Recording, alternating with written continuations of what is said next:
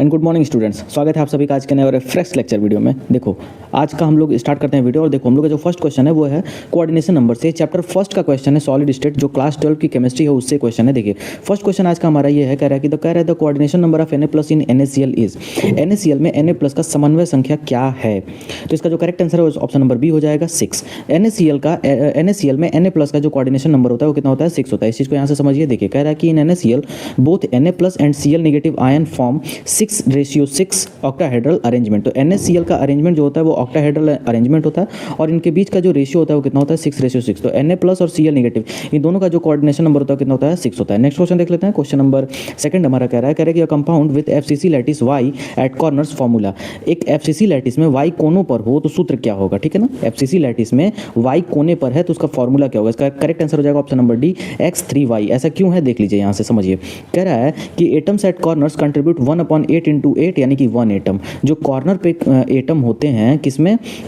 आपके FCC में जो कॉर्नर पे होते हैं वो कितने का कंट्रीब्यूशन देते हैं? तो 1/8 × 8 यानी कि 1 एटम का। तो कॉर्नर पे कौन है? y, यानी कि 1 एटम का कंट्रीब्यूशन देगा। If x is at face centred, अगर x फेस सेंटर्ड पे है तो वो कितने का कंट्रीब्यूशन देगा? 1/2 × 6 यानी कि 3 का कंट्रीब्यूशन देगा, यानी कि x कितने का कंट्रीब्यूशन? 3 का। तो इसका करेक्ट आंसर हो जाएगा option number D. Next question पे चलते हैं। देखो क्वेश्चन नंबर थर्ड हमारे पास कह रहा है कि Schottky defect is observed in. Schottky दोष किस में पाया जाता है? इसका जो करेक्ट आंसर हो जाएगा ऑप्शन नंबर डी हो जाएगा ऑल, यानी कि सभी में पाया जाता है। AgCl, NaCl और KCl सब में पाया जाता है। देखिए यहाँ से समझते हैं। देखिए Schottky defect is commonly in highly ionic compound with same sized ion like NaCl, KCl, AgCl। जो स्कॉटकी डिफेक्ट होता है वो कॉमनली किस में पाया जाता है? जो हाईली आयनिक कंपाउंड होते हैं और जिनका जो है कि सेम साइज होता है, यानी कि साइज भी उनका मतलब बराबर होता है।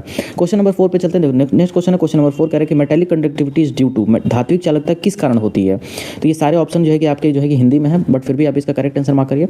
देखो इसका जो करेक्ट आंसर हो जाएगा ऑप्शन नंबर बी इलेक्ट्रॉन समुद्र। जो मेटालिक कंडक्टिविटी होती है वो मेटल में उपस्थित इलेक्ट्रॉनों के बहुत ढेर सारे जो इलेक्ट्रॉन वहाँ पर मौजूद होते हैं उसकी वजह से मेटल में कंडक्टिविटी होती है। इस चीज़ आप यहां से समझ लीजिए। देखिए कह रहा है कि metals have sea of delocalised electrons that conduct electricity. जो मेटल होता है उसके पास बहुत ढेर सारे सी ऑफ डीलोकलाइज्ड इलेक्ट्रॉन का मतलब समझते हो? मतलब बहुत ढेर सारे इलेक्ट्रॉन्स हैं और वो डीलोकलाइज्ड इलेक्ट्रॉन है जिसकी वजह से वहां पर कंडक्टिविटी पॉसिबल हो पाती है। नेक्स्ट क्वेश्चन देखते हैं। Question number 5। क्वेश्चन नंबर 5 हमसे कह रहा है कि unequal sides and all angle 90 degree, मतलब असमान भुजाएं और सभी कोण 90 डिग्री। ये किस में होता है? क्यूबिक में, टेट्राहेड्रल, मोनोक्लिनिकल या फिर ऑर्थोरोम्बिक? इसका जो करेक्ट आंसर हो जाएगा option number D orthorhombic. Orthorhombic में सारे साइड्स अनइक्वल होते हैं लेकिन उनके बीच का जो एंगल होता है वो 90 डिग्री होता है। याद भी रखना आपको। देख लीजिए यहाँ से वेट इस चीज़ को आप यहाँ समझिए। देखो orthorhombic unit cell has A not is equal to B not is equal to C। Orthorhombic unit cell के अंदर A, B, C तीनों ही बराबर नहीं होते, बट इनके बीच का जो एंगल होता है वो कितना होता है सर? 90 डिग्री होता है। ठीक है, नेक्स्ट क्वेश्चन देखते हैं। क्वेश्चन नंबर ओके सो अब हमारा चैप्टर 2 आ गया यहाँ पर। देखिए सारे चैप्टर से हम लोग 5 क्वेश्चन लेंगे। क्लास 12 की केमिस्ट्री में जितने भी चैप्टर हैं उन सारे चैप्टर से मतलब 5 क्वेश्चन हम लोग सारे चैप्टर से ले रहे होंगे। ठीक है, और फिर जो है कि ये एक सेट बना हुआ है। तो देखिए अब हम लोग का चैप्टर नंबर 2 है सोल्यूशन, उससे जो है कि क्वेश्चन लेते हैं। तो फर्स्ट क्वेश्चन देखिए यहाँ पर क्या रहा है कि Henry's law deals with. Henry law किसके साथ जो है कि हेनरी का नियम किससे संबंधित है? यहाँ पर 4 ऑप्शन है। इसका करेक्ट आंसर जो हो जाएगा ऑप्शन नंबर ए दबाव और घुलनशीलता, प्रेशर एंड जो है कि सॉल्युबिलिटी। हेनरीज लॉ इसी में डील करता है। यहाँ पर देख लीजिए। देखो हेनरी लॉ क्या होता है? Solubility of gas is directly proportional to pressure. यही होता है हेनरी लॉ। हेनरी लॉ ये कहता है कि सॉल्युबिलिटी ऑफ गैस जो होती है वो प्रेशर के डायरेक्टली प्रोपोर्शनल होती है। तो इसका करेक्ट आंसर ऑप्शन नंबर ए हो जाएगा। नेक्स्ट क्वेश्चन पे चलते हैं। क्वेश्चन नंबर 2 देखो कह रहा है कि Raoult law applies to. Raoult का नियम किस पे अप्लाई होता है? आदर्श विलयन, अनादर्श, ठोस या फिर गैस? इसका करेक्ट आंसर हो जाएगा ऑप्शन नंबर ए आदर्श विलयन। राउल्ट लॉ जो होता है वो केवल और केवल आइडियल सोल्यूशन पे ही यानी कि आदर्श विलयन पे ही अप्लाई भी होता है। देख लेते हैं इस चीज को। देखिए यहाँ पर लिखा हुआ है कि Raoult law is strictly valid for ideal solution only. ठीक है ना, तो यानी कि केवल आइडियल सोल्यूशन पे ही डिपेंडेंट होता है। नेक्स्ट क्वेश्चन देख लेते हैं। क्वेश्चन नंबर 3 हमारे पास कह रहा है कि want of factor indicates. Want of कारक क्या दर्शाता है?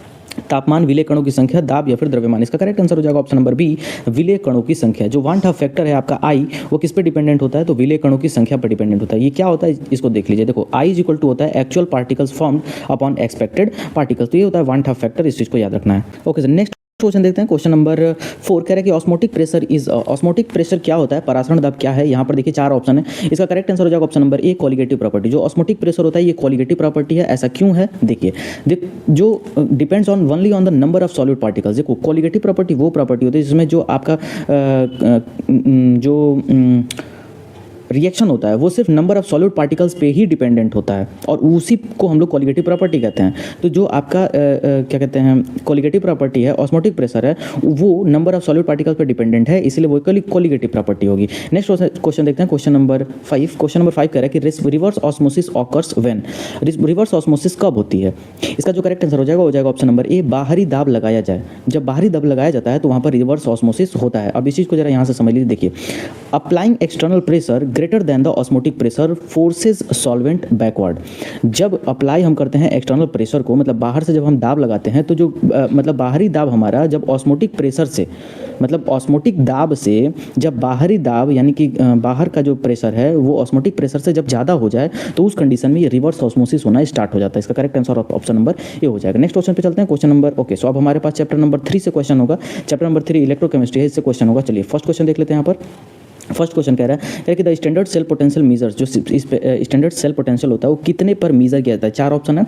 इसका करेक्ट आंसर हो जाएगा ऑप्शन नंबर ए, 1 atm प्रेशर 25 डिग्री सेल्सियस और 1 मोलर सोल्यूशन पे जो है कि स्टैंडर्ड सेल पोटेंशियल जो है कि देखा जाता है। आइए इस चीज़ को यहाँ पर देख लीजिए। देखिए वही चीज़ लिखा हुआ है कि स्टैंडर्ड कंडीशंस पे स्टैंडर्ड सेल पोटेंशियल काउंट होता है 298 केल्विन यानी कि 25 डिग्री सेल्सियस, 1 atm प्रेशर और 1 मोलर सोल्यूशन।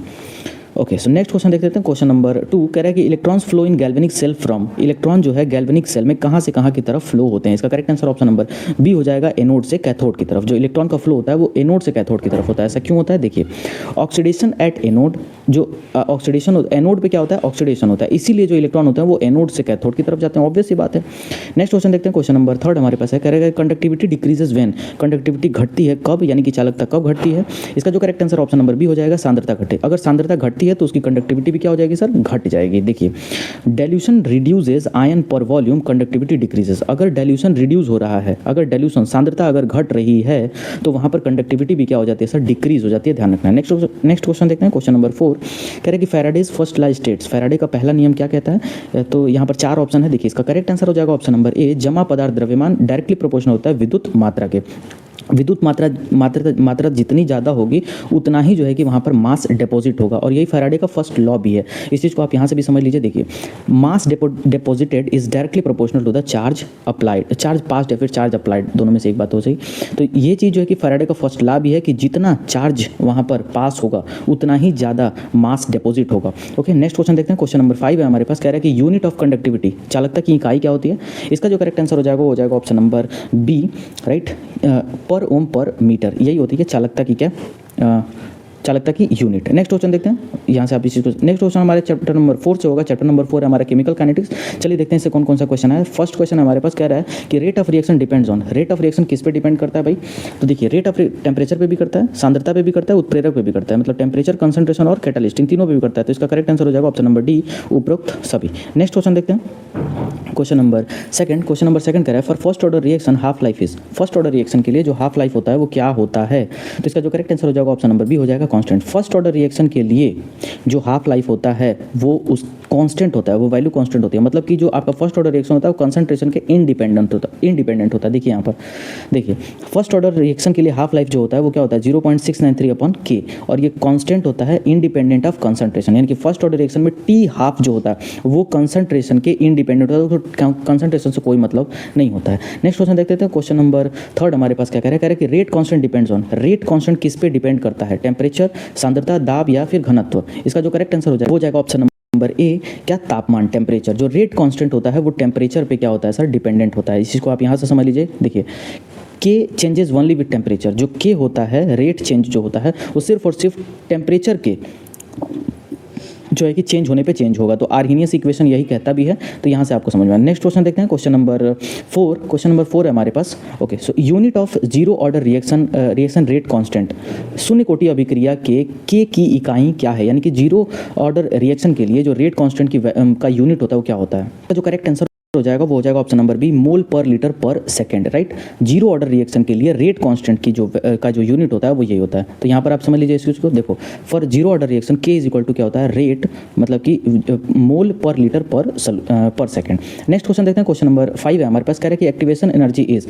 संक्रियन ऊर्जा क्या है? न्यूनतम ऊर्जा, अधिकतम ऊर्जा, कुल ऊर्जा या फिर तापमान? इसका जो करेक्ट आंसर होगा वो हो जाएगा ऑप्शन नंबर ए, न्यूनतम ऊर्जा, राइट। जो एक्टिवेशन एनर्जी होती है वो क्या होती है? न्यूनतम ऊर्जा होती है। इस चीज़ को यहाँ से समझिए। देखिए, it is the it is the minimum energy required for effective collision. ये मतलब कि एक्चुअली में जो आपका एक्टिवेशन एनर्जी होता है वो एनर्जी होती है जो मिनिमम टेम्परेचर रिक्वायर होता है कोलिजन के लिए, मतलब कि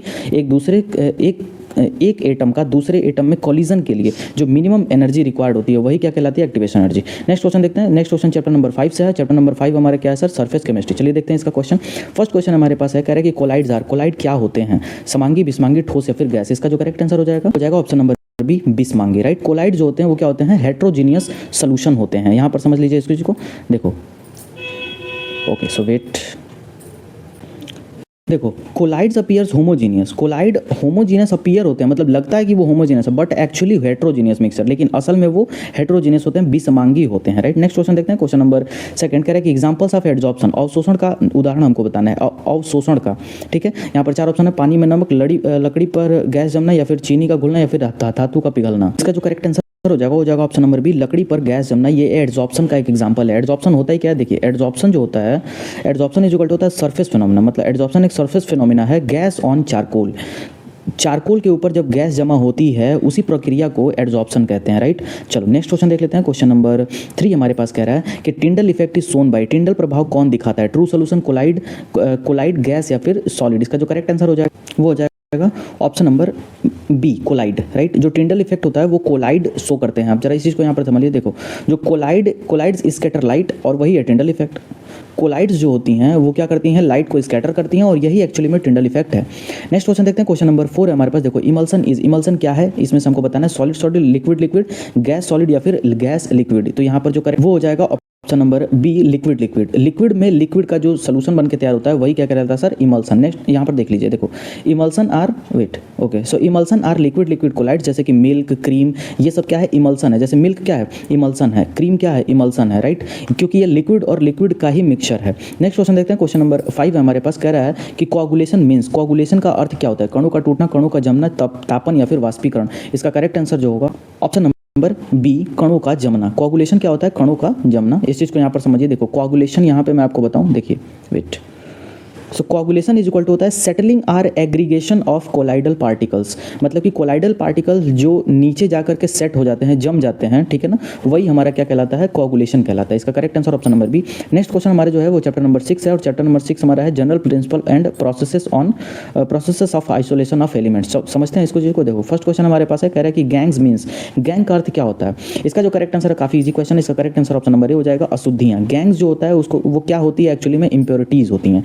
अब देखिए जरा यहाँ पर देखो, गैंग जो होता है वो क्या होता है, अनवांटेड इंप्योरिटीज प्रेजेंट इन ओर में जो अनवांटेड इंप्योरिटीज होती है वही कहलाती हैं क्या, गैंग। ओके नेक्स्ट क्वेश्चन देखते हैं। क्वेश्चन नंबर 2 हमारे पास कह रहा है कि froth flotation is used for, froth flotation process जो होता है वो किसके लिए इस्तेमाल होता है, ऑक्साइड अयस्क के लिए, सल्फाइड अयस्क के लिए, नाइट्रेट के लिए, फिर क्लोराइड के लिए। इसका जो करेक्ट आंसर हो जाएगा वो जाएगा ऑप्शन नंबर भी, सल्फाइड ओर। जो फ्रोथ फ्लोटेशन मेथड है वो एक्चुअली में सल्फाइड ओर के जो है कि को क्लीन करने के लिए, सल्फाइड के ओर्स को क्लीन करने के लिए जो है कि हम लोग फ्रोथ फ्लोटेशन मेथड इस्तेमाल करते हैं। ओके यहाँ पर जो है कि आप नेक्स्ट क्वेश्चन देखते हैं।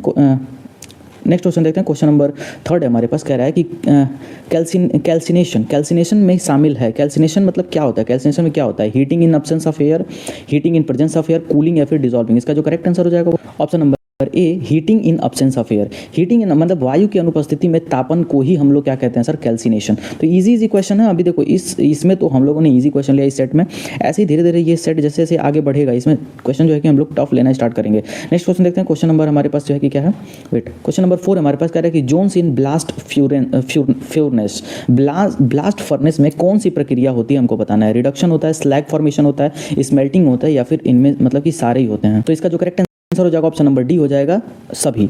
जो जोन्स इन ब्लास्ट फर्नेस होता है, यानी कि ब्लास्ट फर्नेस में सारी चीजें होती हैं, रिडक्शन होता है, स्लैग फॉर्मेशन होता है और स्मेल्टिंग होता है। तो इसका correct answer option number D हो जाएगा। नेक्स्ट क्वेश्चन पे चलते हैं। देखो क्वेश्चन नंबर हमारे पास देखो यहाँ पर लिखा हुआ है कि जो blast furnace performs reduction plus slag formation और प्लस स्मेल्टिंग, तीनों होता है। नेक्स्ट क्वेश्चन देखते हैं। क्वेश्चन नंबर 4 हमारे पास कह रहा है कि जोन्स इन ब्लास्ट ओके, सो यही क्वेश्चन रिपीट हो गया। नेक्स्ट क्वेश्चन देखते हैं। क्वेश्चन नंबर 5 है हमारे पास, देखिए यहाँ पे क्वेश्चन नंबर 5 देख लेते हैं। कह रहे हैं कि cyanide process is used for, cyanide प्रक्रिया का उपयोग किसके लिए होता है, FeCu, AgAu या फिर एल्युमिनियम। इसका जो करेक्ट आंसर होगा वो जाएगा option number B, AU and AG। देखिए यहाँ से समझ लीजिए इस चीज को। देखो जो साइनाइड प्रोसेस होता है, एक्चुअली में cyanide process extracts gold and silver. Cyanide process द्वारा हम लोग क्या करते हैं, गोल्ड और सिल्वर को एक्सट्रैक्ट करते हैं, मतलब कि शुद्ध करने का काम करते हैं। अगला जो हमारा क्वेश्चन होगा वो चैप्टर नंबर 7 से होगा, जो कि पी ब्लॉक एलिमेंट मतलब कि ग्रुप 15, 16, 17 और 18। पी ब्लॉक एलिमेंट कहाँ से कहाँ तक है, तो ग्रुप 15 से लेकर के ग्रुप 18 तक है, और इसी से हमारे क्वेश्चन होगा। चलिए भाई, नेक्स्ट क्वेश्चन हमारा है question number first, N2 is less reactive because N2 कम क्रियाशील होता है, क्यों भाई?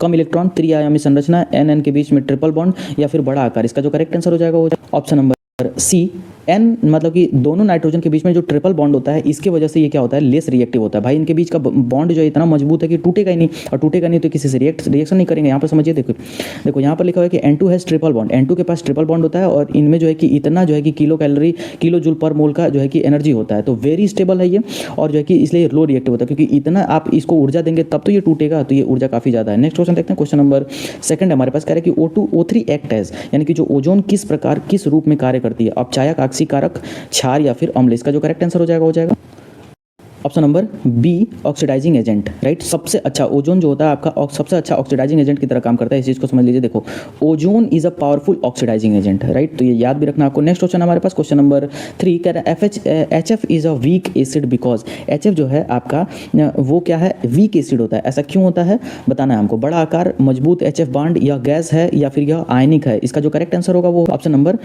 बी, राइट, मजबूत HF बॉन्ड। मजबूत HF मतलब हाइड्रोजन और फ्लोरीन के बीच में जो मजबूत बॉन्ड है वही इसके वीक एसिड बनने का कारण भी है। देखिए ऐसा क्यों, क्योंकि strong HF bond reduces dissociation. अगर H और F के बीच का जो बॉन्ड है वो बहुत ज़्यादा स्ट्रॉन्ग होगा तो डिसोसिएशन जल्दी नहीं होगा। डिसोसिएशन का मतलब टूटना, इनके बीच का बॉन्ड जल्दी टूटेगा नहीं, और अगर टूट नहीं रहा है तो फिर ऑब्वियस सी बात है वो क्या है, वीक एसिड होगा। नेक्स्ट क्वेश्चन हमारे पास क्वेश्चन नंबर 4 कह रहा है कि Cl2 is prepared by, Cl2 कैसे तैयार किया जाता है। तो यहाँ पर 4 ऑप्शन है, इन 4 ऑप्शन को देखिए और करेक्ट आंसर मार्क करिए। तो इसका जो करेक्ट आंसर हो जाएगा ऑप्शन नंबर ए हो जाएगा। MnO2 जब HCl के साथ रिएक्शन करता है तो वहाँ पर Cl2 गैस जो है कि प्रिपेयर होता है, ठीक है ना। देखिए यहाँ पर भी आप समझ लीजिए इस चीज़ को।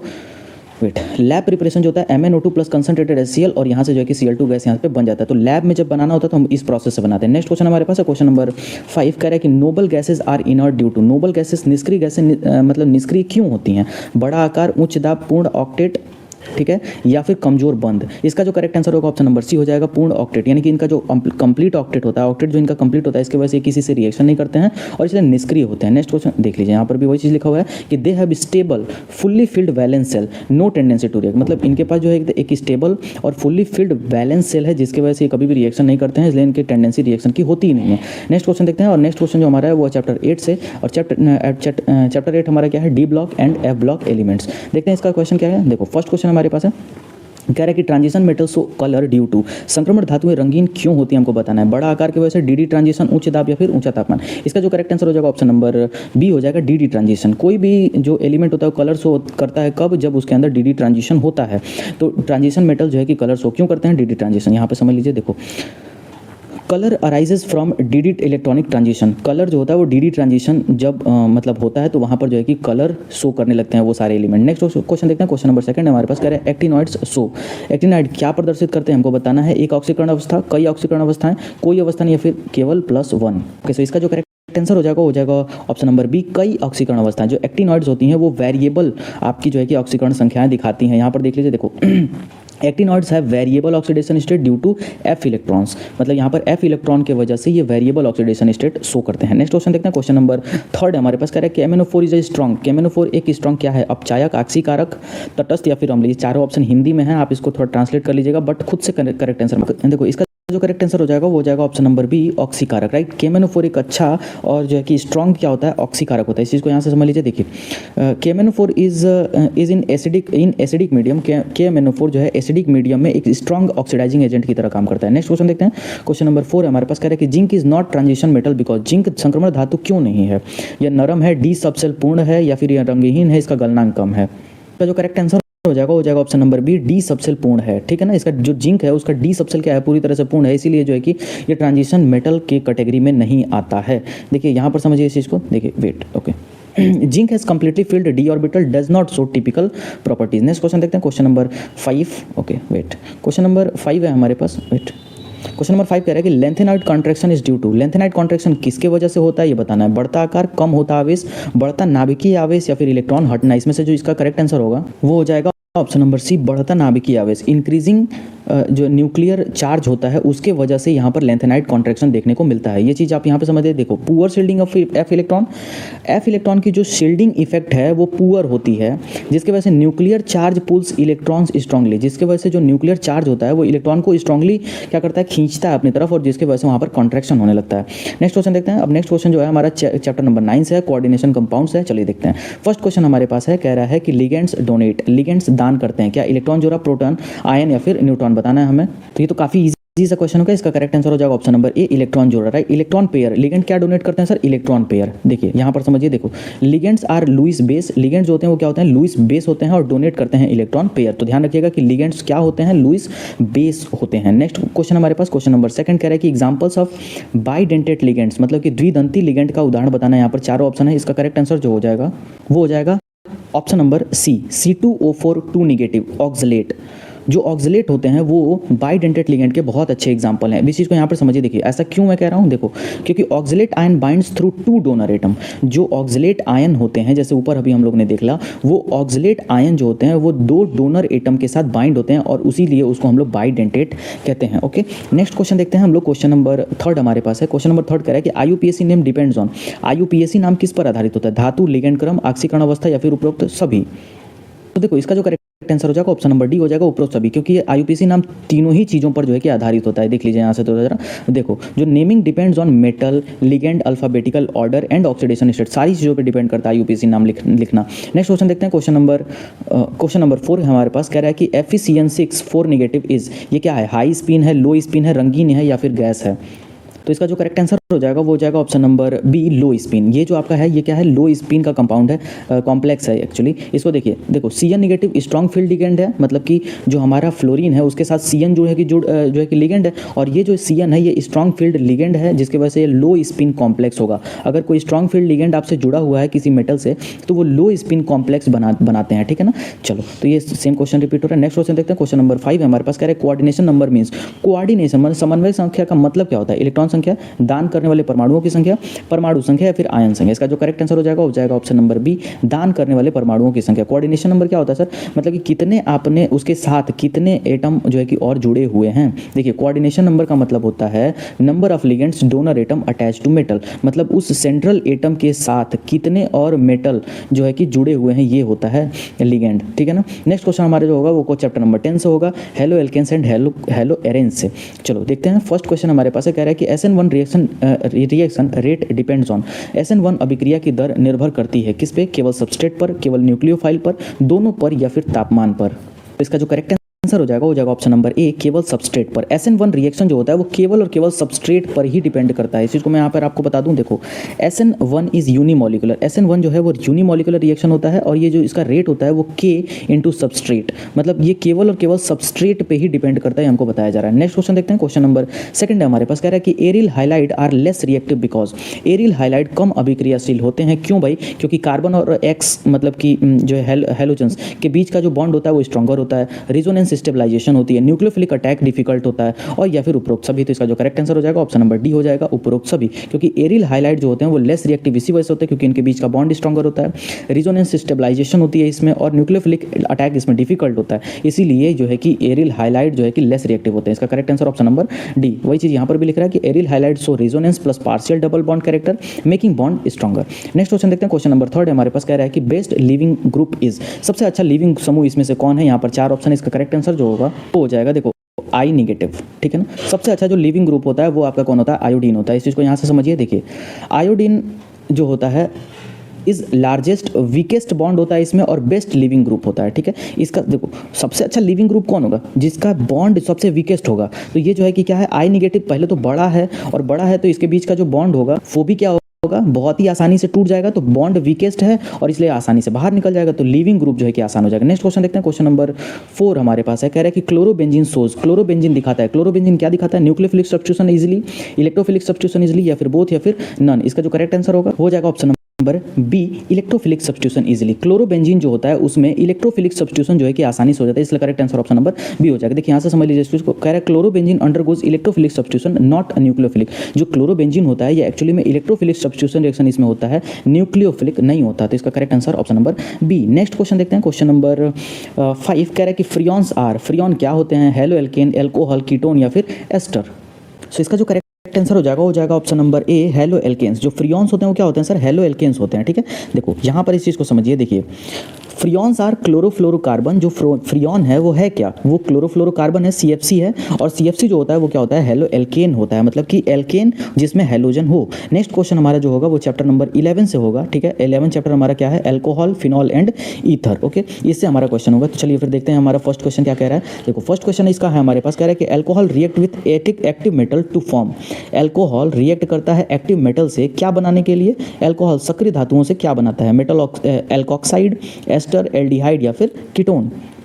ओके, सो इसका जो करेक्ट आंसर हो जाएगा option number a metal alkoxide. जो एल्कोहल जब रिएक्ट करता है एक्टिव मेटल के साथ तो वो क्या बनाता है सर, मेटल एल्कोक्साइड बनाता है। ठीक है, इस चीज़ को मैं यहाँ पे आपको बताता हूँ। देखो कोई मेटल अगर रिएक्ट कर रहा है एल्कोहल से, जैसे ROH हमारा क्या हो गया, एल्कोहल हो गया। ठीक है, और ये किसी मेटल यानी मान लो सोडियम से रिएक्ट कर रहा है तो क्या बनाएगा, RO नेगेटिव Na, मतलब ये बनाएगा एल्कोक्साइड, इसी को कहते हैं एल्कोक्साइड। ठीक है, और प्लस यहाँ से हाइड्रोजन गैस क्या हो जाएगा सर, बाहर निकल जाएगा। ठीक है, नेक्स्ट क्वेश्चन देखते हैं, क्वेश्चन नंबर 2 हमारे पास कह रहा है कि phenol is more acidic because. Phenol अधिक अम्लीय क्यों होते हैं, ये हमको बताना है। क्योंकि इनमें फर्स्ट ऑप्शन है क्या क्या, resonance stabilisation of phenoxide, weak bond, strong bond या फिर इलेक्ट्रॉन डोनेशन। इनमें से क्या होगा इसका करेक्ट आंसर। इसका जो करेक्ट आंसर हो जाएगा वो होगा option number A resonance stabilisation. Phenol more acidic, मतलब ज़्यादा एसिडिक इसलिए होता है क्योंकि इसमें जो है कि क्या होता है, रेजोनेंस स्टेबलाइजेशन होता है ऑफ फेनॉक्साइड के, मतलब फेनॉक्साइड का रेजोनेंस स्टेबलाइजेशन होने की वजह से फिनॉल जो होता है वो ज़्यादा एसिडिक होता है। ठीक है, यहाँ पर भी इस चीज़ को आप समझ लीजिए। देखो phenoxide ion is resonance stabilised. जो फेनॉक्साइड आयन होता है वो कहीं एक्चुअली में क्या होता है, रेजोनेंस स्टेबलाइज्ड होता है, इसके वजह से ये जो है कि क्या होता है, स्ट्रॉन्गर एसिड होता है। चलो भाई नेक्स्ट क्वेश्चन देखते हैं, क्वेश्चन नंबर 3 है हमारे पास। ओके, क्वेश्चन नंबर 3 कह रहा है कि dehydration of alcohol gives. Alcohol का निर्जलीकरण क्या हमें देता है, एल्केन, एल्कीन, कार्बोक्सिलिक एसिड या फिर कीटोन। इसका जो करेक्ट आंसर हो जाएगा option number A alkene. Right, dehydration of alcohol, alcohol का अगर डिहाइड्रेशन हम करवाते हैं तो वहाँ पर एल्कीन बनेगा, मतलब वहाँ पर डबल बॉन्ड का फॉर्मेशन हो रहा है। ठीक है ना, इस चीज़ को यहाँ पर समझिए। देखिए H2SO4 heat removal of water और एल्कीन का फॉर्मेशन। ठीक है ना, मतलब H2SO4 या फिर हीट, इनमें से किसी के साथ अगर आप जो है कि रिमूवल ऑफ वाटर अगर वहाँ पे आप करते हैं तो वहाँ पर आपको क्या मिलेगा सर, एल्कीन मिलेगा। ये आपको, और यही हमसे पूछ भी रहा था कि अगर एल्कोहल का डिहाइड्रेशन हम कराते हैं तो हमें क्या मिलेगा। नेक्स्ट क्वेश्चन हमारे पास, क्वेश्चन नंबर 4 कह रहा है कि Williamson synthesis makes. Williamson synthesis से क्या बनता है, अल्कोहल, ईथर, कीटोन या फिर एल्डिहाइड। ये बहुत ही फेमस सा क्वेश्चन है, इसका करेक्ट आंसर हो जाएगा option number B ether. Williamson synthesis से ईथर बनाया जाता है, बोर्ड का क्वेश्चन है, ध्यान रखिएगा, ये आता रहता है क्वेश्चन। देखो कैसे भाई, RO जब RX के साथ रिएक्शन करेगा तो वहाँ पर क्या बनेगा सर, ईथर बनता है। ठीक है, नेक्स्ट क्वेश्चन देखते हैं, क्वेश्चन नंबर 5 हमारे पास कह रहा है कि एनिसॉल इज। एनिसॉल क्या है, phenyl ethyl ether, methyl phenyl ether, phenyl alcohol या फिर बेंजील अल्कोहल। इसका करेक्ट आंसर होगा option number B methyl phenyl ether. ठीक है, एनिसॉल क्या होता है, मेथिल फेनिल ईथर। ठीक है, कॉमन क्वेश्चन है, बार बार आने वाले क्वेश्चन है। देखिए एनिसॉल जो होता है वो होता है C6H5OCH3, यही होता है आपका एनिसॉल। तो इसको अगर हम पढ़ें तो हम क्या पढ़ेंगे, मेथिल फेनिल ईथर। ठीक है ना, यहाँ पर क्या हमारा मेथिल ग्रुप है, ठीक है ना, और फेनिल ग्रुप है, और प्लस ये हमारा क्या है ROR, और ROR जहाँ पर बनता है उसको हम क्या कहते हैं सर, ईथर। ठीक है ना, चलो नेक्स्ट क्वेश्चन देखते हैं। और नेक्स्ट क्वेश्चन हमारा जो है वो चैप्टर नंबर 12 से है, aldehyde, ketone and carboxylic acid से। देखते हैं इससे कौन कौन सा क्वेश्चन बनता है। क्वेश्चन नंबर 1 हमारे पास कह रहा है कि aldehydes are more reactive than ketones because, मतलब कि कीटोन की तुलना में एल्डिहाइड ज़्यादा ही रिएक्टिव होते हैं। ऐसा क्यों होता है ये हमको बताना है। तो क्यों भाई, फर्स्ट ऑप्शन है steric hindrance, less electron donation या फिर बोथ एंड बी या फिर नन। इसका जो करेक्ट आंसर हो जाएगा वो हो जाएगा option number C, both A and C. Aldehyde जो होता है वो कीटोन से ज़्यादा रिएक्टिव इसलिए होता है क्योंकि वहाँ पर स्टेरिक हिंड्रेंस कम होता है और लेस इलेक्ट्रॉन डोनेशन होता है। दोनों ही चीज़ होती है, इसकी वजह से ये जो है कि यहाँ पर होता है। नेक्स्ट क्वेश्चन देखते हैं, यहाँ पर आप देख लीजिए। देखो इस चीज़ में एल्डिहाइड है हाइड्रोजन एटम, ठीक है, और दूसरा less crowded carbonyl compound, carbonyl, तो इसकी वजह से ये जो है कि ज़्यादा रिएक्टिव होगा। नेक्स्ट क्वेश्चन देखते हैं, क्वेश्चन नंबर 2 हमारे पास कह रहा है कि toluene reagent gives silver mirror with. Tollens अभिकर्मक किसके साथ सिल्वर मिरर देता है, कीटोन, एल्डिहाइड, एस्टर या फिर ईथर। ओके, सो इसका जो करेक्ट आंसर हो जाएगा वो हो जाएगा option number B, aldehyde, right. Tollens reagent जो है सिल्वर मिरर किसके साथ देता है? एल्डिहाइड के साथ, ठीक है। यहाँ पर आप देखो aldehyde oxidises easily, aldehydes oxidises easily, जिससे Ag+ रिड्यूस होगा और वहाँ पर सिल्वर मिरर हमें मिलता है। नेक्स्ट क्वेश्चन देखते हैं, क्वेश्चन नंबर 3 है, iodoform test is given by, iodoform परीक्षण कौन देता है? CH3CO ग्रुप, एल्डिहाइड, एसिड या फिर ईथर। सो देखो इसका जो करेक्ट आंसर हो जाएगा वो हो जाएगा option number A, CH3CO group. Iodoform test कौन देता है? CH3CO ग्रुप जो होता है वो आइडोफॉर्म टेस्ट के लिए इस्तेमाल किया जाता है। इस चीज़ को आप यहाँ से समझ लो। देखो आइडोफॉर्म टेस्ट जो होता है क्या होता है? तो compounds with CH3CO or ethanol. जो आइडोफॉर्म टेस्ट होता है वो किसके साथ होगा, कौन देगा? तो जिसके पास CH3CO ग्रुप हो या फिर क्या हो, एथेनॉल। इसका करेक्ट आंसर ऑप्शन नंबर ए हो जाएगा। नेक्स्ट क्वेश्चन देखते हैं, क्वेश्चन नंबर 4, क्वेश्चन नंबर 4 हमारे पास कह रहा है कि reduction of aldehyde gives, aldehyde का अपचयन से मिलता है, एल्डिहाइड के अपचयन से क्या मिलता है? अल्कोहल, कीटोन, एसिड या फिर एल्केन। करेक्ट आंसर हो जाएगा option number A, alcohol. Reduction of aldehyde gives alcohol, ध्यान रखना हमें। और ये फेमस सा क्वेश्चन है। देखो एल्डिहाइड जो है आपका, एल्डिहाइड से प्राइमरी अल्कोहल बनता है। यहाँ पर आप इस चीज़ को देखिए। नेक्स्ट क्वेश्चन देखते हैं, question number 4, same question repeat हो रहा है। क्वेश्चन नंबर 5 है हमारे पास, कह रहा है carboxylic acid are acidic because, carboxylic अम्ल अम्लीय क्यों होते हैं हमको बताना है। Resonance stabilisation, strong carbon hydrogen bond या फिर वीक ऑक्सीजन हाइड्रोजन बॉन्ड या फिर नन। इसका जो करेक्ट है A, resonance stabilisation. Carboxylic acid acidic इसलिए होते हैं क्योंकि इनमें रेजोनेंस स्टेबलाइजेशन होता है। देखो यहाँ पर देखो carboxylate ion is highly resonance stabilised, so acidic acids as strong. Next question हमारा जो होगा वो चैप्टर नंबर 13 से होगा। चैप्टर नंबर 13 हमारा क्या है? एमीन। देखते हैं इसे कौन कौन सा क्वेश्चन है। चैप्टर नंबर 13 से फर्स्ट क्वेश्चन है, कह रहा है amines are derived from, amine किससे बनते हैं? अमाइन किससे व्युत्पन्न होते हैं, किससे बनते हैं? अल्कोहल, अमोनिया, एसिड या फिर एस्टर। इसका जो करेक्ट आंसर हो जाएगा ऑप्शन नंबर बी हो जाएगा, अमोनिया, राइट। एमीन जो होते हैं वो किससे बनते हैं सर? अमोनिया से बनते हैं। कैसे बनते हैं ये आप देख लो यहाँ पर। देखो replace hydrogen atom of NH3 with alkyl या फिर एरिल ग्रुप, मतलब कि NH3 में से एक हाइड्रोजन को हम रिप्लेस करते हैं किसी एल्किल मतलब कि CH3 ग्रुप या फिर किसी एरिल ग्रुप से, जब हम रिप्लेस करते हैं और वहां से जो हमको मिलता है वही क्या है सर? एमीन है। ओके नेक्स्ट क्वेश्चन देखते हैं, क्वेश्चन नंबर 2 है हमारे पास, कह रहा है कि aniline react with bromine water to give, aniline bromine जल से अभिक्रिया करके हमें क्या देता है? ठीक है, 2 bromo aniline, 4 bromo aniline, 2,4,6 try bromo aniline या फिर नो रिएक्शन। देखो का जो करेक्ट आंसर हो जाएगा ऑप्शन नंबर सी हो जाएगा, 2,4,6 ट्राई ब्रोमो एनिलीन। अगर एनिलीन रिएक्ट करता है किसके साथ? ब्रोमीन वाटर के साथ, तो वो हमको क्या देगा सर? 2,4,6 ट्राई ब्रोमो एनिलीन देगा। यहाँ पर आप इस चीज़ को देखो, aniline is a strong activating group forms with white precipitate of 2,4,6 try bromo aniline. एक वाइट प्रेसिपिटेट बनाता है किसका? 2,4,6 ट्राई ब्रोमो एनिलीन का। नेक्स्ट क्वेश्चन देखते हैं, क्वेश्चन नंबर 3 हमारे पास, कह रहा है कि हिंसबर्ग टेस्ट डिस्टिंग्विशेस, हिंसबर्ग परीक्षण क्या अलग करता है, मतलब क्या बताता है? किसको अलग करता है? Alcohol, aldehyde, primary, secondary and tertiary amine या फिर कीटोन। तो देखो जो हिंसबर्ग क्लासिफिकेशन होता है, परीक्षण होता है, वो किसके क्लासिफिकेशन के लिए होता है? Primary, secondary and tertiary amines के लिए। मतलब कुल मिला के सारे एमीन्स के परीक्षण के लिए हम लोग इसका इस्तेमाल करते हैं। तो ये भी आप यहाँ पर भी लिखा हुआ है कि हिंसबर्ग टेस्ट जो होता है वो एमीन के क्लासिफिकेशन के लिए होता है। नेक्स्ट क्वेश्चन देखते हैं, क्वेश्चन नंबर 4 है हमारे पास, कह रहा है कि basicity of amine depends on, amino की क्षारीयता निर्भर करती है किस पे? Electron donation, inductive effect, solvation या फिर ऑल। इसका करेक्ट आंसर हो जाएगा ऑप्शन नंबर डी, ऑल, क्योंकि जो बेसिसिटी ऑफ एमीन होता है वो इन तीनों ही बातों पर निर्भर करता है। ओके नेक्स्ट क्वेश्चन देखते हैं, क्वेश्चन नंबर क्वेश्चन नंबर 5 है हमारे पास, कह रहा है कि डाइएजोटाइजेशन ऑकर्स, डाइएजोटाइजेशन किस ताप पर होता है ये हमको बताना है। कौन से ताप पर होता है? 0 to 5 degree Celsius, 30 degree, 60 degree या फिर रूम टेम्परेचर। तो डाइजेशन जो होता है ये ऑप्शन नंबर ए करेक्ट हो जाएगा, 0 to 5 डिग्री सेल्सियस पर ये जो है कि होता है। यहाँ पर आप देखो primary aromatic amine plus NaNO2 plus HCl डाइएजोटेशन होगा और ये होगा 0 to 5 डिग्री सेल्सियस पर। डाइएजोटाइजेशन है क्या? तो प्राइमरी एरोमेटिक एमीन जब NaNO2 और HCl के साथ रिएक्शन करते हैं तो वहीं पे होता है क्या? डाइएजोटाइजेशन, और ये 0 to 5 डिग्री सेल्सियस पर होता है। क्वेश्चन नंबर जो हमारा नेक्स्ट है वो चैप्टर नंबर 14 से है। चैप्टर नंबर 14 हमारा क्या है? बायोमोलिक्यूल्स से क्वेश्चन है। चलो देखते हैं क्वेश्चन क्या हमारा। सबसे फर्स्ट क्वेश्चन हमारे पास है, कह रहा है कि ग्लूकोज है क्या? डाइसैकेराइड्स है, मोनोसैकेराइड्स है, पॉलीसैकेराइड्स है या फिर प्रोटीन है? इसका करेक्ट आंसर हो जाएगा option number C, polysaccharides, right. Glucose क्या होता है सर? पॉलीसैकेराइड्स होता है, उसमें बहुत ढेर सारे सैकेराइड्स होती हैं। यहाँ पर देख लो ग्लूकोज होता है उसका फॉर्मूला क्या होता है? C6H12O6 is a simple sugar, और ये monosaccharides. I am really sorry, इसका जो करेक्ट आंसर था वो मोनोसैकेराइड्स था, मैंने पॉलीसैकेराइड्स आपको बता दिया। ये मोनोसैकेराइड है, सिर्फ इसमें एक ही जो है कि सैकेराइड्स के मॉलिक्यूल है। तो इसका करेक्ट आंसर हो जाएगा ऑप्शन नंबर क्या बी, जो है कि मोनोसैकेराइड्स। तो ये क्या है? एक मोनोसैकेराइड्स है, माय बैड। क्वेश्चन नंबर 2 हमारे पास कह रहा है कि the bond is in protein is, protein में कौन सा बंद होता है ये हमको बताना है। ग्लाइकोसाइड, पेप्टाइड, एस्टर या फिर फॉस्फेट। सो इसका जो करेक्ट आंसर हो जाएगा ऑप्शन नंबर बी, पेप्टाइड। देखो भाई, बॉन्ड, प्रोटीन के अंदर जो बॉन्ड होता है वो पेप्टाइड बॉन्ड होता है, आपको पता होना चाहिए। यहाँ पर देख लो, इस चीज़ को मैं बता रहा हूँ। देखो, प्रोटीन जो होते हैं उनके अंदर क्या होता है, amino acid linked by peptide bond. Protein में अमीनो एसिड जो होते हैं वो एक दूसरे से इंटर कनेक्टेड होते हैं, और कौन से बॉन्ड से होते हैं, तो पेप्टाइड बॉन्ड से होते हैं। तो वही हमसे पूछा भी है। नेक्स्ट क्वेश्चन है क्वेश्चन नंबर 3, कह रहा है कि डीएनए कॉन्टेंट्स, डीएनए में क्या होता है, राइबोज होता है, डीऑक्सी राइबोज होता है, ग्लूकोज होता है, फिर माल्टोज होता है। तो करेक्ट आंसर हो जाएगा ऑप्शन नंबर बी हो जाएगा, डीऑक्सी राइबोज। डीएनए में क्या होता है, डीऑक्सी राइबोज होता है। और ये चीज़ आप यहाँ पर देखो, DNA has 2 deoxy ribose sugar.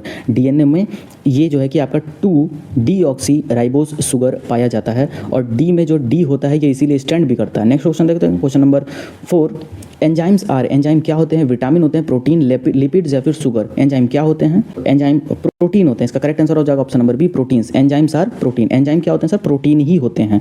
तो मोस्ट एंजाइम्स आर प्रोटीन। ज़्यादातर जो एंजाइम्स होते हैं वो क्या होते हैं, प्रोटीन होते हैं। नेक्स्ट क्वेश्चन देखते हैं question number 5, sucrose is formed from. Sucrose बना होता है, किससे बना होता है, glucose plus galactose, glucose plus fructose, 2 glucose या फिर 2 फ्रक्टोज। इसका जो करेक्ट आंसर होगा वो हो जाएगा glucose plus fructose, option number B correct हो जाएगा। यहाँ पर देख लीजिए, तो सुक्रोज जो होता है वो आपका क्या होता है, ग्लूकोज प्लस फ्रक्टोज होता है। ठीक है ना, हमसे ये पूछा है कि सुक्रोज किससे बनता है। नेक्स्ट जो हमारे क्वेश्चन है वो चैप्टर नंबर 15 से होगा। ठीक है, चैप्टर नंबर 15 हमारा क्या है सर, पॉलीमर, इससे क्वेश्चन होगा। तो देखते हैं भाई, तो क्वेश्चन नंबर फर्स्ट हमारा पॉलीमर से। क्वेश्चन नंबर फर्स्ट कह रहा है कि पॉलीमराइजेशन क्या है, हमको बताना है। तो breaking of molecule, joining small molecules, dissolving या फिर मेल्टिंग। तो ये तो क्लास 8 का क्वेश्चन हो गया। इसका करेक्ट आंसर हो जाएगा ऑप्शन नंबर क्या, बी, ज्वाइनिंग स्मॉल मॉलिक्यूल। छोटे छोटे मॉलिक्यूल्स को आपस में जोड़ना ही क्या होता है सर, पॉलीमराइजेशन।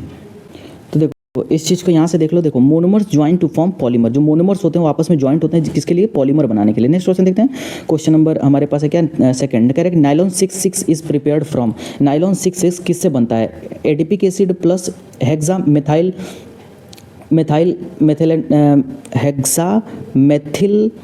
मेथिलीन डाइएमीन या फिर सेकंड है हमारे पास क्या, स्टाइरिन, ग्लूकोज या फिर एथिलीन। इसका जो करेक्ट आंसर हो जाएगा वो हो जाएगा क्या, ऑप्शन नंबर ए, adipic acid plus hexa methylene diamine. तो नाइलॉन 6 जो होता है ये इनसे मिलकर बना होता है। ठीक है, नेक्स्ट क्वेश्चन देखते हैं। देखो नेक्स्ट क्वेश्चन देखते हैं हमारे जो क्वेश्चन नंबर 3 है क्या, PVC is polymer of. PVC क्या, किसका पॉलीमर होता है, हमको बताना है क्या, विनाइल क्लोराइड, एथिलीन, प्रोपीन या फिर स्टाइरीन। तो इसका जो करेक्ट आंसर हो जाएगा वो इसके नाम में ही छुपा है। इसका करेक्ट आंसर ऑप्शन नंबर ए हो जाएगा, विनाइल क्लोराइड। पीवीसी का मतलब क्या होता है, विनाइल क्लोराइड। तो ये किसका पॉलीमर है, तो विनाइल क्लोराइड का ही पॉलीमर होता है। ठीक है, देखिए नेक्स्ट क्वेश्चन देखते हैं क्वेश्चन नंबर क्या 4 हमारे पास है, टेफ्लॉन क्या होता है हमको बताना है। ठीक है, यहाँ पर 4 ऑप्शन दिया हुआ है। ठीक है, देखो PPFE, पॉलिस्टर, बेकेलाइट या फिर नाइलॉन। इसका जो करेक्ट आंसर होगा इसका जो करेक्ट आंसर हो जाएगा ऑप्शन नंबर ए हो जाएगा, PTFE, पॉलीटेट्राफ्लोरोएथिलीन। इसका करेक्ट आंसर फर्स्ट हो जाएगा। ठीक है, यही होता है टेफ्लॉन भी। देखिए टेफ्लॉन क्या होता है सर, टेफ्लॉन होता है पॉलीटेट्राफ्लोरोएथिलीन, यही होता है हमारा क्या, टेफ्लॉन। ठीक है, नेक्स्ट क्वेश्चन देखते हैं क्वेश्चन नंबर 5 कह रहा है कि Buna S contents, Buna S में क्या होता है, styrene plus butadiene, phenol plus formaldehyde, caprolactam या फिर विनाइल एसीटेट। इसका जो करेक्ट आंसर होगा option number A, styrene plus butadiene. Buna S में क्या होता है, स्टाइरीन प्लस ब्यूटाडाइन होता है। ठीक है, नेक्स्ट क्वेश्चन देखते हैं। और नेक्स्ट क्वेश्चन जो हमारा जो है वो है चैप्टर नंबर 16 से, कह रहे हैं केमिस्ट्री इन एवरीडे लाइफ। ठीक है, ये ज़्यादा पूछा नहीं जाता बट फिर भी इसे क्वेश्चन हम लोग इंक्लूड कर सकते हैं। क्वेश्चन नंबर फर्स्ट हमारे पास कह रहे हैं पैरासीटामॉल इज अ, पैरासीटामॉल क्या है, एंटीपायरेटिक है, एंटीसेप्टिक है, एंटीबायोटिक है, फिर डिसइंफेक्टेंट है। तो देखो भाई, जो हमारा पैरासीटामॉल होता है वो एक्चुअली में क्या होता है, एंटीपायरेटिक होता है, मतलब बुखार वगैरह में इस्तेमाल होता है पैरासीटामॉल। तो देखो पैरासीटामॉल रिड्यूसेस फीवर, तो इस तरीके से ये क्या हो गया, एंटीपायरेटिक हो गया। ठीक है, नेक्स्ट क्वेश्चन देखते हैं क्वेश्चन नंबर क्या हमारा सेकंड है, कह रहा है कि डिटर्जेंट वर्क इन, डिटर्जेंट किस जल में कार्य करते हैं, hard water, soft water, both या फिर नन। सो इसका जो करेक्ट आंसर हो जाएगा ऑप्शन नंबर सी हो जाएगा, बोथ। देखो जो डिटर्जेंट होते हैं वो हार्ड वाटर में भी काम करेंगे, सॉफ्ट वाटर में भी काम करेंगे। ठीक है ना, ठीक है। तो नेक्स्ट क्वेश्चन देखते हैं क्वेश्चन नंबर 3 हमारे पास कह रहा है एस्पिरिन इज, एस्पिरिन क्या है, पेन किलर है, एंटीपायरेटिक है, एंटी फ्लेमेंट्री है या फिर आपका ऑल है। तो एस्पाइरिन भाई यहाँ पर चारों ही, तो इसका करेक्ट आंसर हो जाएगा ऑप्शन नंबर डी, ऑल। ठीक है, नेक्स्ट क्वेश्चन देखते हैं क्वेश्चन नंबर 4 हमारे पास कह रहा है आर्टिफिशियल स्वीटनर कौन होता है, कृत्रिम मिठास मतलब कौन इसमें होता है, सुक्रोज, अपार्टेम, स्टार्च या फिर ग्लूकोज। का जो करेक्ट आंसर हो जाएगा ऑप्शन नंबर बी, अपार्टेम। अपार्टेम जो होता है वो आपका आर्टिफिशियल स्वीटनर भी बोला जाता है उसको, तो aspartame is a low calorie sweetener. ठीक है, तो बहुत लोग इसका इस्तेमाल भी करते हैं। क्वेश्चन नंबर 5 है हमारे पास, कह रहा है कि ट्रांसक्विलाइजर आर यूज्ड इन, ट्रांसक्विलाइजर का उपयोग किस में होता है, फीवर में, स्ट्रेस रिलीफ, पेन किलर या फिर इन्फेक्शन में इस्तेमाल होता है। तो देखो जो आपका ट्रांसक्विलाइजर होता है, ट्रांसक्विलाइजर्स, उसका इस्तेमाल स्ट्रेस रिलीफ के लिए किया जाता है। इसका correct answer option number B हो जाएगा। ठीक है, तो देखो यहीं पे हमारा क्वेश्चन खत्म होता है।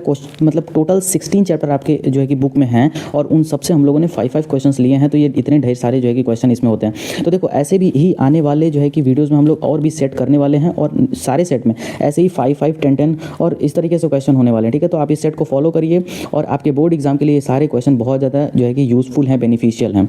मिलते हैं और किसी वीडियो में। आज के वीडियो में बने रहने के लिए बहुत बहुत धन्यवाद। Thanks a lot.